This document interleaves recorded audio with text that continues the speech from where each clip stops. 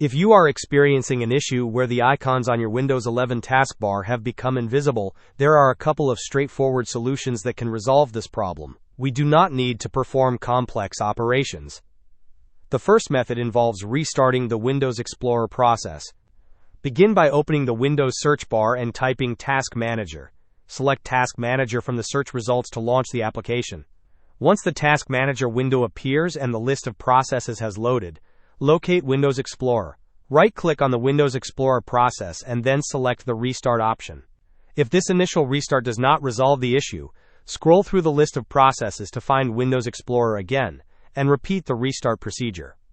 If restarting Windows Explorer does not solve the invisible icon problem, the next step is to clear the icon cache. To do this, open the Windows search bar once more and type Disk Cleanup. Select Disk Cleanup from the search results. In the Disk Cleanup window, choose your system drive, typically C, and click OK. You will then see a list of file categories.